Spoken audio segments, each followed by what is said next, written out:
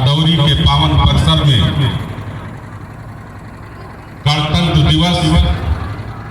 जिन्हें हम 26 जनवरी के रूप में आज 74वां गणतंत्र दिवस मना रहे हैं। आज के इस पावन अवसर पर तथा बसंत पंचमी के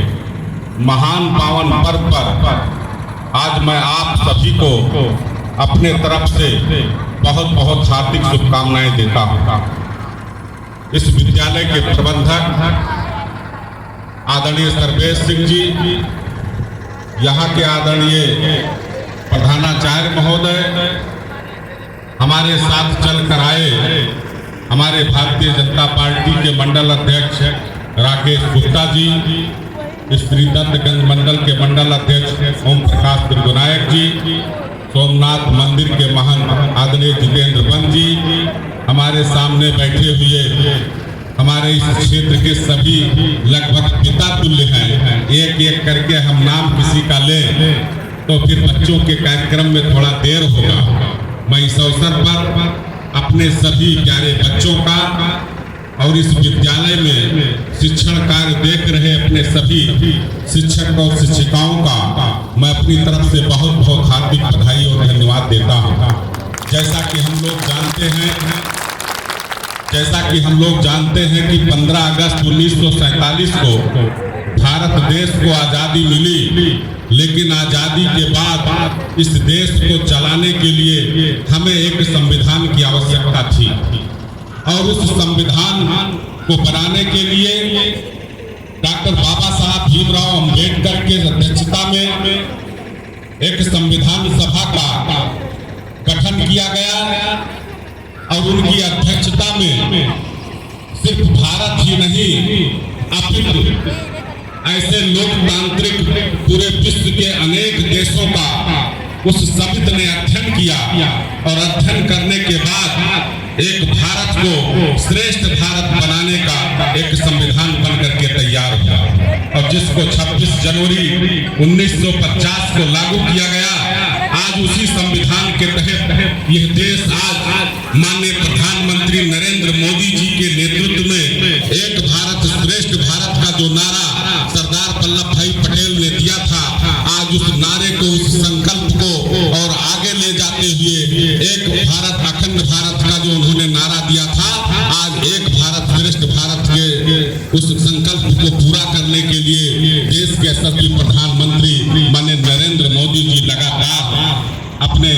इस देश को बढ़ाने का काम कर रहे हैं। जहां तक सवाल इस विद्यालय का है, यह विद्यालय बहुत पुराना है। जैसा कि हम लोगों ने अभी पूज्य संत जी के समाधि पर हम लोगों ने अभी पुष्पांजलि अर्पित करके उनको नमन करने का काम किया है। निश्चित तौर पर यह विद्यालय जब हम लोग पहले आते थे तब से और अब में जमीन आसमान का अंतर लग रहा है और यह अंतर अगर लग रहा है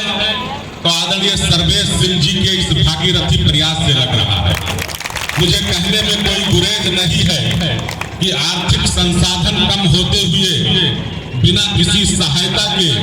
वो अपने स्तर से और अपने लोगों से के सहयोग से इस विद्यालय की सूरत को उन्होंने बदलने का काम किया है। निश्चित तौर पर हम आपके आभारी हैं कि कोई आदमी अगर सक्षम होता है तो सक्षम आदमी को अपने जीवन के स्तर को उठाने के लिए कोई होटल खोलता है, कोई मार्केट खोलता है, कोई कॉम्प्लेक्स खोलता है, लेकिन जिनको समाज के प्रति चिंता होती है, जिनको राष्ट्र के प्रति चिंता होती है, वो ऐसे नन्हे मुन्ने बच्चों को शिक्षित करने का एक विद्यालय का भागीरथी प्रयास करते हैं। जब ये बच्चे पढ़ेंगे, जब ये बच्चे पढ़ लिख करके निकलेंगे तो निश्चित तौर पर जब ये बच्चे अपने सफलता के उस ऊंचाई पर पहुंचेंगे और जब इनका जीवन परिचय लिखा जाएगा तो उस जीवन परिचय में लिखा जाएगा कि इन बच्चों ने अपने प्राथमिक और उच्च प्राथमिक शिक्षा फला विद्यालय से ग्रहण किया था, जिसके प्रबंधक सर्वेश सिंह जी थे। तो जहां इनके माता पिता का नाम स्वर्ण अक्षरों में लिखा जाएगा, वही इस विद्यालय में अध्ययनरत और इस विद्यालय में शिक्षण कार्य देख रहे उन शिक्षकों के साथ साथ प्रबंधक का भी नाम स्वर्ण अक्षरों में लिखा जाएगा। और हम इस क्षेत्र के आपके सेवक हैं, लेकिन अभी तक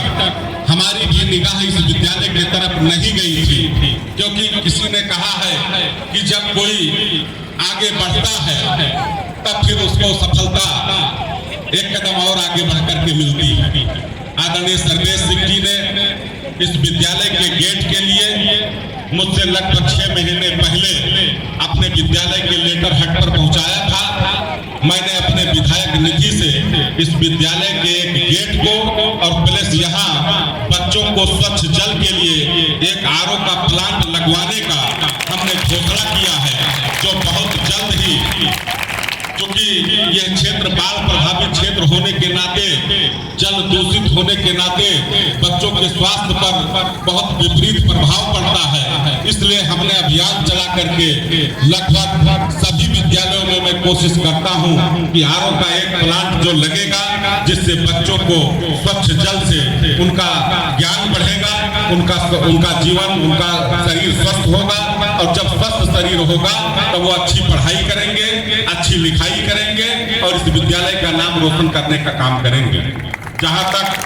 आदरणीय सर्वेश सिंह जी एक वरिष्ठ पत्रकार के साथ साथ जो सामाजिक गतिविधियों में मैं उनको देखता हूं,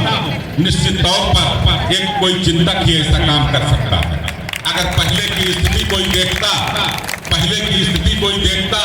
तो वो ये कह सकता था कि इतने उबड़ खाबड़ परिसर को हम कैसे दुरुस्त कर सकते हैं, लेकिन आपने दिनकर जी की उस कविता को चरितार्थ करने का काम किया है कि है कौन काम ऐसा जग में टिक सके आदमी के मक में, हम ठोक खेलता है जब नर पर्वत के जाते पांव खड़, और मानो जब जोर लगाता है पत्थर पानी बन जाता है।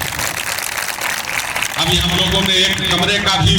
लोकार्पण किया है। जैसा कि आपने बताया कि लगातार आपका प्रयास इस विद्यालय के शैक्षिक स्तर को ऊंचा उठाने के लिए आपका प्रयास चल रहा है। निश्चित तौर पर आप बधाई के पात्र हैं और हमारे इस कार्यक्रम का बहुत ही सफल संचालन कर रहे भाई विकास मिश्रा जी,